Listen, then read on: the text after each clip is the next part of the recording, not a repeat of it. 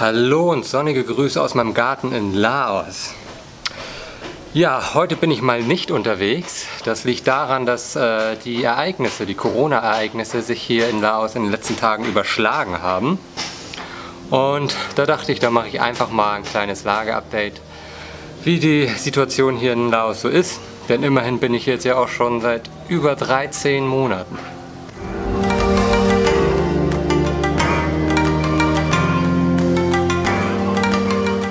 Ja, wie gesagt, die Ereignisse haben sich hier in den letzten Tagen überschlagen in Laos hinsichtlich Corona. Es gab vermehrt Fälle in der Hauptstadt, in Vientiane, aber auch in einigen anderen Provinzen, aber da eher Einzelfälle. Und dementsprechend ist die Hauptstadt jetzt unter Quarantäne. Die Maßnahmen wurden da extrem verschärft. Man kann weder ein- und ausreisen in diese Provinz. Wie es sich bei den anderen Provinzen verhält, bin ich mir nicht ganz sicher, aber ich vermute mal, das ist ähnlich. Es sind hauptsächlich Provinzen im Norden von Laos oder eigentlich fast ausschließlich und auch mehrere der Nachbarprovinzen von Luang Prabang, wo ich ja bin. Und ich bin gespannt, wie es jetzt weitergeht. Kommt jetzt ein Lockdown hier in Luang Prabang? Ich weiß es nicht, ich hoffe nicht. Jetzt bin ich mal gespannt, was das für eine Meldung ist, denn aktuell fliegen hier die Meldungen rein. Einen Moment. Ach, ja. Laos has confirmed 65 new cases of COVID-19 following tests over roughly 1,300 people.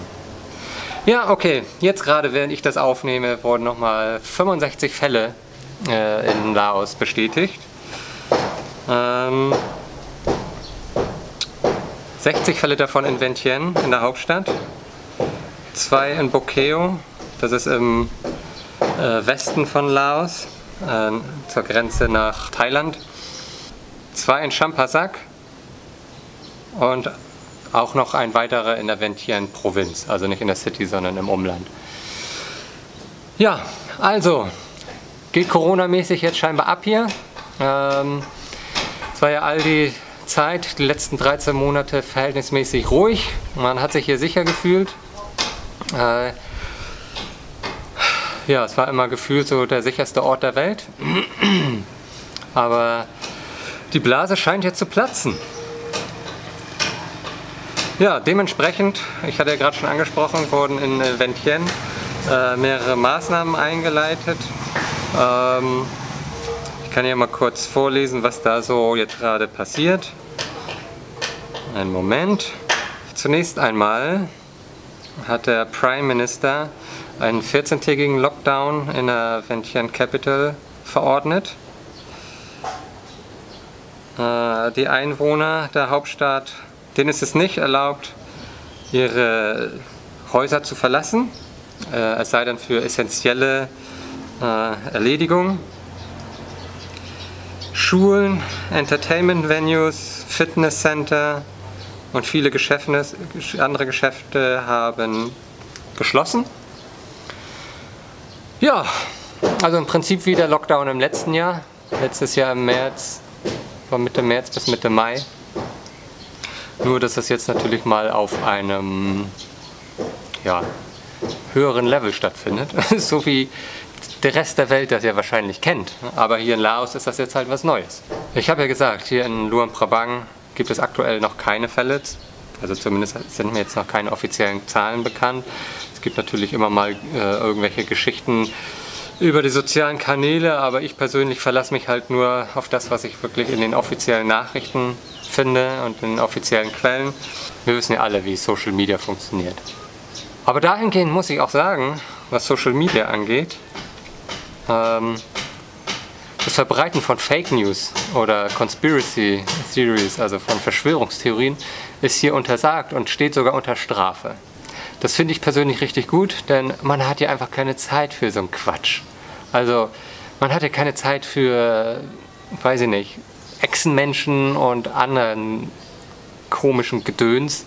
Man konzentriert sich hier aufs Wesentliche. Also das ist schon mal sehr, sehr positiv, das muss ich ehrlich sagen. Eine andere Sache, die mir positiv aufgefallen ist jetzt, ich war gerade kurz raus aus dem Haus dass gefühlt 80% der Menschen, wenn nicht sogar mehr, ja, eine Maske tragen jetzt. Obwohl das nicht mal angesagt ist, also nicht mal verordnet wurde von den Behörden. Die Leute machen es einfach.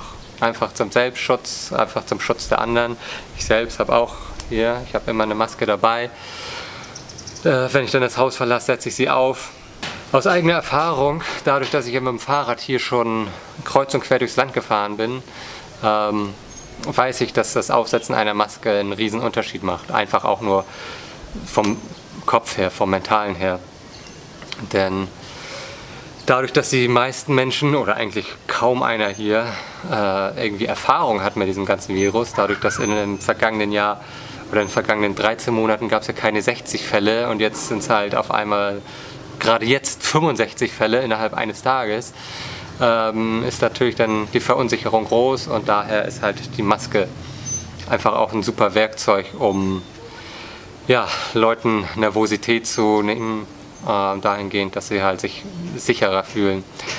Gerade auch gegenüber mir, denn ich bin ja nun mal Ausländer hier, ich bin ein Gast im Land und ja, in der Vergangenheit war einfach so die Wahrnehmung, dass der Virus halt eine Sache ist, die von außen eingeschleppt wurde oder eingeschleppt wird. Dementsprechend hat das Land ja auch diese Abschottungsstrategie gefahren. Also wirklich grenzendicht, keine kommerziellen Flüge mehr und so weiter. Sogar die internationale Post wurde eingestellt. Also das ist schon ziemlich abgefahren. Denn ja, ich denke, die Regierung ist sich bewusst, dass das Land sonst keine Chance hat, diesen Virus zu bekämpfen. Es ist nun mal ein Entwicklungsland, zudem auch noch das ärmste hier in der südostasiatischen Region. Es sind keine Kapazitäten da in den Krankenhäusern, um eine Vielzahl von Fällen irgendwie behandeln zu können. Dementsprechend wurde das Land einfach mal knallhart abgeschottet.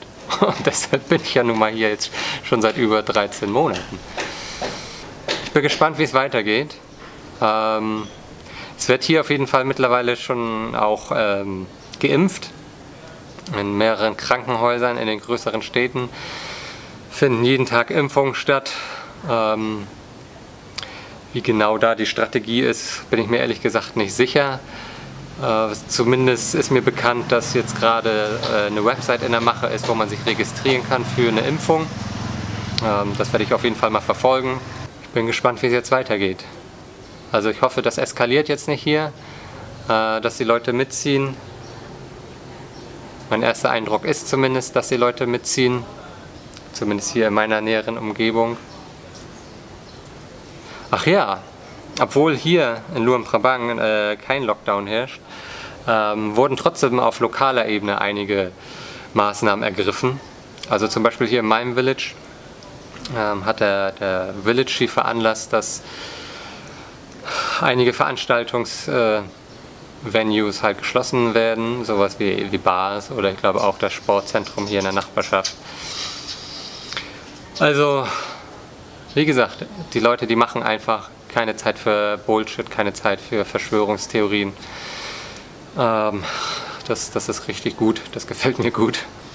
Und von dem, was ich hier bisher mitbekommen habe durch die Nachrichten, ist es tatsächlich so, dass die meisten Fälle bisher aus dem Ausland hier nach Laos gebracht wurden. Oftmals aus Thailand, weil viele Migrant Worker, also auch Laoten, die dann in Thailand arbeiten, dann illegalerweise wieder nach Laos zurückkommen und anstatt sich bei den Border Checkpoints zu registrieren und testen zu lassen, kommen sie einfach illegal ins Land. Oftmals kommen sie einfach irgendwie über den Mekong und ja, begeben sich dann in ihre Villages oder in die Städte. Zuletzt dann halt auch viel in Vientiane.